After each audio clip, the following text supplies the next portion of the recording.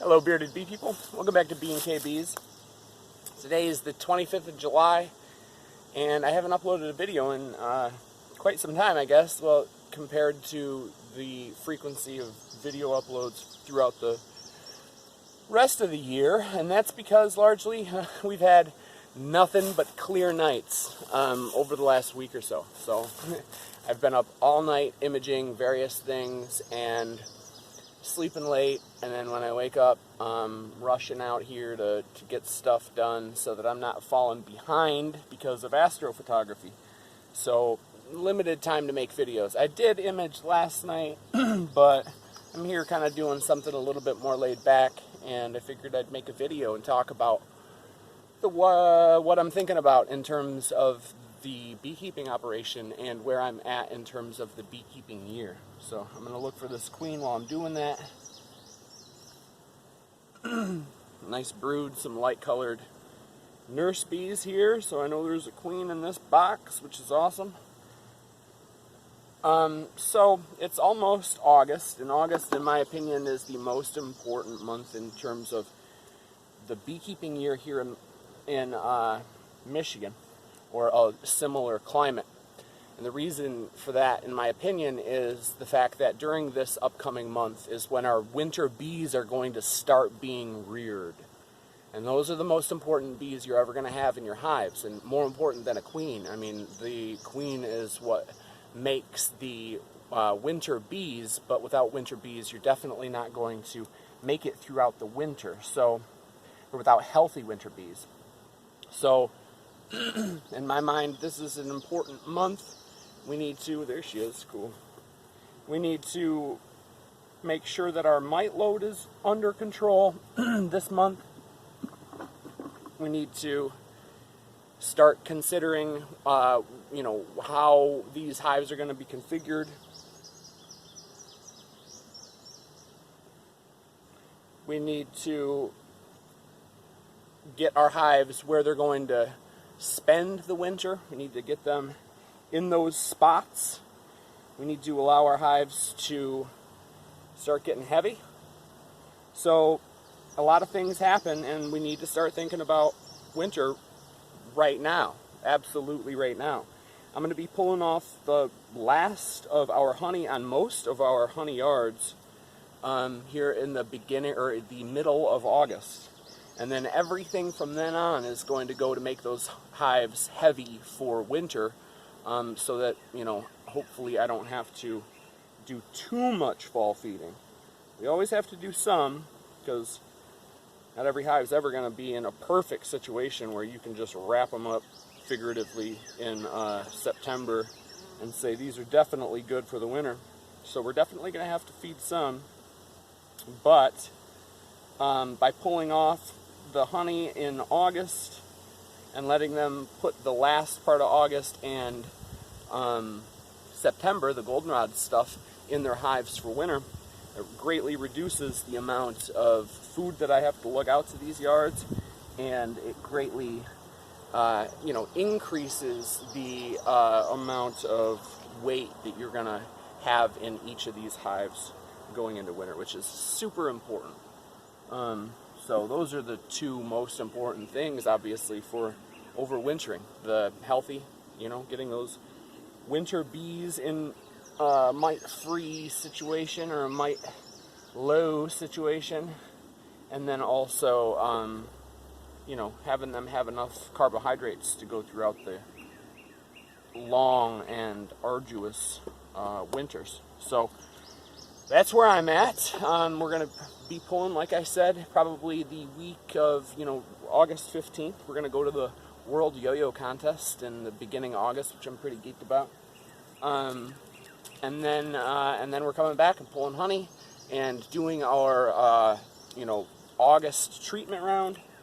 And then after that, we're pretty much just letting them get heavy. I mean, if the hive is healthy, they can get crazy heavy and crazy dense in August and September and not have any threat of swarm, because a swarm in August doesn't make any evolutionary sense. So they don't want to swarm then. They know that it's too late in the season. And if you see swarms in August and September be wary of that, because in a lot of cases it's what's called an abscond as opposed to a swarm. They know that there's a mite situation going on that is just out of control and it is not conducive to a healthy hive, and they just pick up and take off. So that's what you see when you see September swarms. So don't worry about that. If your hives are healthy and they had enough brood area going through the buildup portion of the year, they can look really, really swarm ready in August and September, but that's not what they're going to do. And that is a good looking hive in September, in my opinion. It's got to be heavy. It's got to be just jam-packed full of bees. So kind of evolve or change your ideas on what a hive should look like and what is a proper hive configuration when it comes to the latter portion of the year. See my fancy sitting bucket.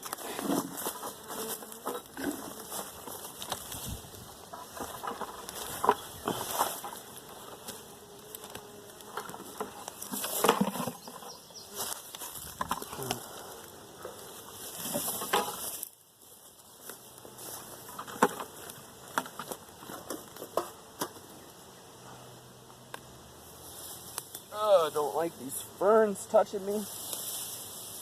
Ticks. I've had 3 ticks on me this year, and I think I'd had one in like my entire life history, and I've spent my entire life outside in Michigan. When I was a kid, I loved to catch snakes and frogs and turtles, and I was just always out taking pictures of cool stuff, walking around in the woods with my dog. This is a complete nada. So yeah, I've spent my entire life outside in Michigan, and very few ticks. I think I've only had one that I remember before this year. And then this year we've got them all over the place. And I'm not an entomologist, but it is pretty curious as to why that would be like that. Why it'd be such a sudden change in the population. But then again, you can't really read into a whole population from such a small data set.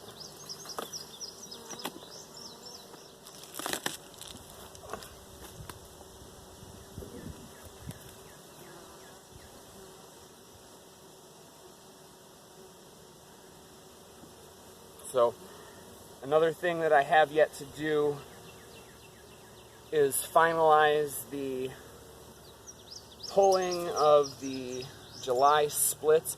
I'm not making any more splits, but some of these hives, some of my out-yard hives need to have stuff pulled from them so that they can have a frame or 2 more of brood, because they're singles and there's a lot of honey. So I need to pull stuff, and I'm going to do that this weekend, I think, from those last remaining hives. I put that off a whole week because of the astrophotography stuff. So I need to take care of that. But then, like I said, check that out. Solid brood. Solid brood.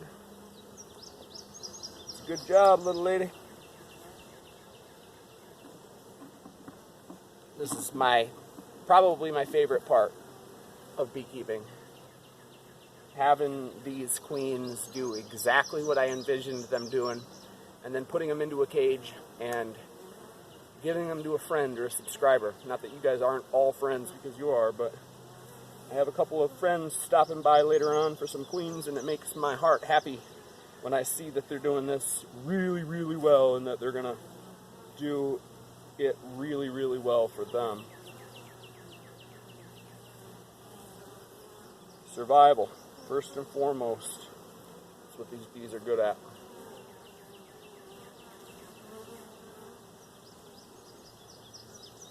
Next year, honey production is going to be a more central idea, a more integral aspect of my breeder program, because of the fact that now I feel like we've got the survival part down very, very well. I mean, they can survive in such small clusters, small boxes, and they go through very little food, and I'm very proud of all that. But when you put them next to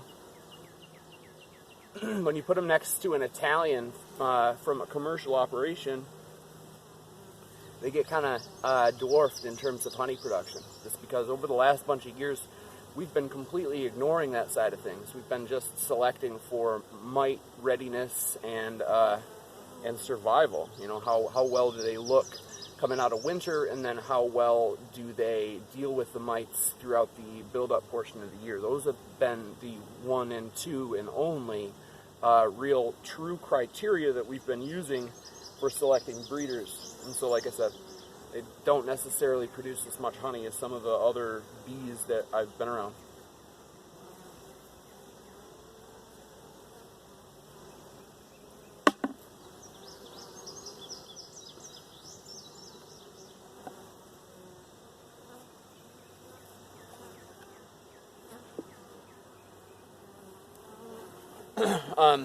So another idea, or an idea that I have for winter, are just some bee chats, kind of similar to what I'm doing right now, but maybe like more topical. And then I was also thinking about trying to get some guests. Maybe I'll meet up with some beekeeping friends of mine, and some, you know, relative experts, and pick their brain and chat. So let me know what you guys think about that idea. And then if you guys have any other ideas, I'm curious to find that out too, because I really have not been storing videos for the winter the way I had over the last couple of winters. I mean, I still have, it's still only July, I've got a couple months I could do that, but I'd like to, rather than have a reminder that everybody wishes it was warm out in January, I'd rather have something, you know, fresher and, you know, not taped in July. First of all, because it pains me to edit those things when the wind is blowing snow sideways out the window. But also just to, you know, continue to have something fresh and new coming through on the channel for you guys, and something fresh and new for me to work on throughout the winter. So if you guys have any ideas about that, please let me know. I'd greatly appreciate it. Whoa, I'm caught. Alright, so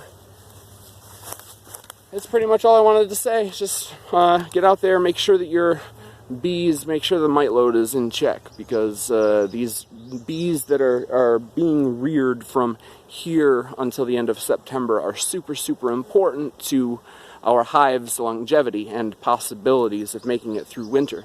So if they're, you know, reared with mites parasitizing them as larvae, even if you take care of those mites after those bees emerge, the damage has been done. So let's get that stuff taken care of now, before of all that, and not treat in September thinking that that's good enough, because in most cases it's probably not.